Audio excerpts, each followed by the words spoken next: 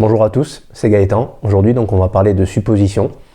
On va essayer de voir pourquoi on suppose et pourquoi c'est une bonne idée d'essayer d'arrêter de le faire.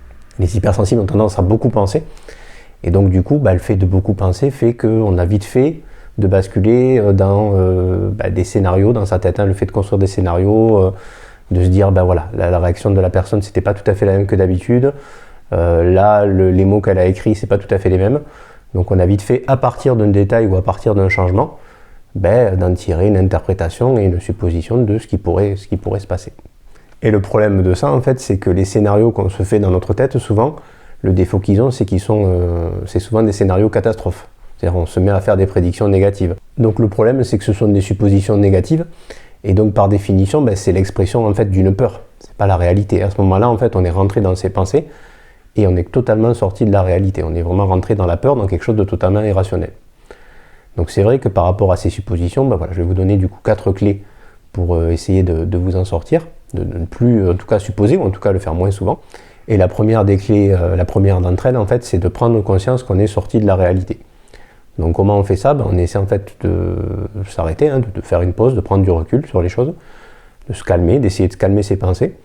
Alors ça, je le dis souvent dans les vidéos, c'est toujours un petit peu les mêmes conseils, mais voilà, il faut essayer de faire en sorte de parvenir à mettre une pause sur ses pensées. On ne peut pas bien sûr les arrêter, mais on peut arriver à se calmer par le fait de se reconcentrer sur la respiration, donc soit par de la cohérence cardiaque, soit par de la méditation, soit par d'autres outils. Ça peut être le fait de lire, ça peut être le fait d'aller se balader, voilà, en tout cas tout ce qui peut vous aider, vous, à revenir au calme et à vous rendre compte qu'il s'agissait en fait de penser. Mais c'est vrai que c'est pas toujours évident de prendre ce recul-là sur soi-même pour se rendre compte que on est parti à se faire des films, quoi. Voilà. Il faut avoir cette prise de distance là, quoi. De se dire là en fait je suis parti dans quelque chose qui n'est pas réel. La deuxième clé qui peut peut-être vous aider, c'est à l'inverse, quand vous commencez à vous faire des scénarios sur ce qui a pu se passer, quand vous commencez à interpréter un petit peu, quand vous vous rendez compte que vous interprétez ou que vous faites des suppositions sur quelque chose, comme on a tendance à faire des suppositions négatives, à voir de suite le scénario catastrophe, ce qui peut peut-être aider aussi, c'est de faire aussi des suppositions positives. Je vais essayer de prendre un exemple en vous parlant par exemple d'une personne qui en a marre de son travail et qui envisagerait de le quitter. Les suppositions qui pourraient arriver de base, c'est plutôt des suppositions négatives. Comment je vais faire? Est-ce que je vais arriver à trouver un boulot? Est-ce que je vais m'en sortir? Est-ce que toutes ces choses, toutes les peurs qu'on peut avoir par rapport à ça. Et on peut aussi à ce moment-là essayer de contrebalancer les choses en faisant aussi des suppositions positives, en se disant oui, mais si ça se trouve, je vais trouver un boulot dans lequel je m'entendrai mieux avec les autres que ce que c'est actuellement.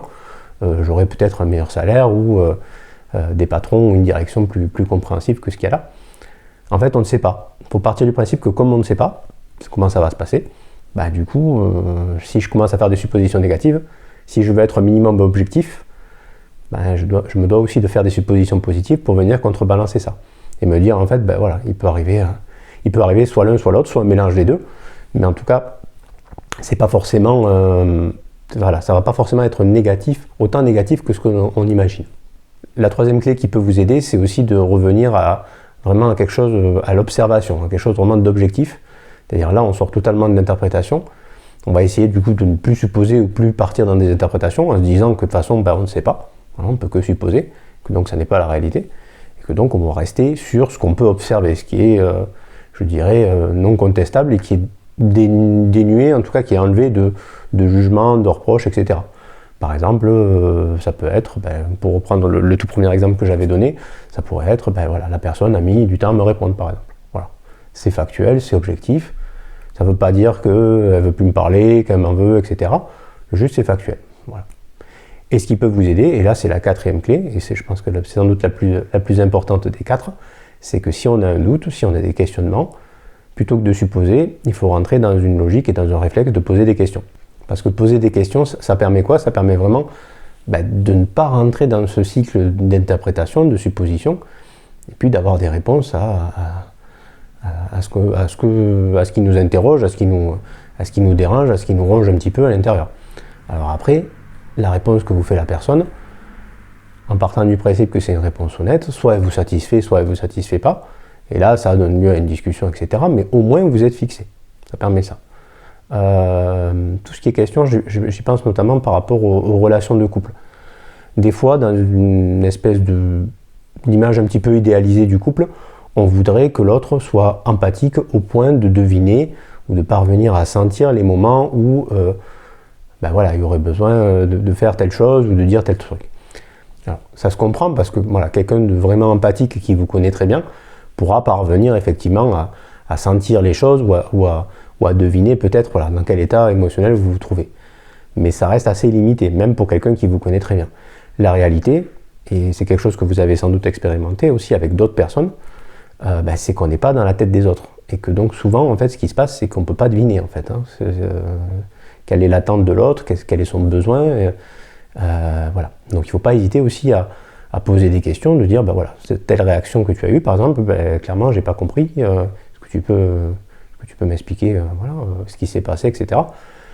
Et on remarque souvent que c'est en posant des questions et en demandant ce qui se passe, qu'au moins on a un retour de la personne, qui n'est pas forcément du coup ce qu'on aurait pu supposer, hein, forcément, ou parfois si, bien sûr, ça dépend. Et après, par contre, voilà, en fonction de ce que vous répond la personne, bah après, oui, voilà, vous êtes libre d'accepter ce qu'elle vous dit ou de ne pas l'accepter. Ça ne change rien, bien sûr. Mais en posant des questions, on rentre dans le réel, on rentre dans quelque chose où il peut y avoir une compréhension, quelque chose qui va vous lier. Parce que le problème de la supposition, c'est qu'on sort totalement du lien, quoi. La supposition, elle crée de la distance, puisqu'on se met à supposer quelque chose qui est probablement faux. On se met à supposer sur l'autre quelque chose qui est très probablement faux, et donc ça crée forcément de la distance, voire parfois du conflit. Et donc le questionnement, ça permet d'enrayer ça, justement, de créer du lien.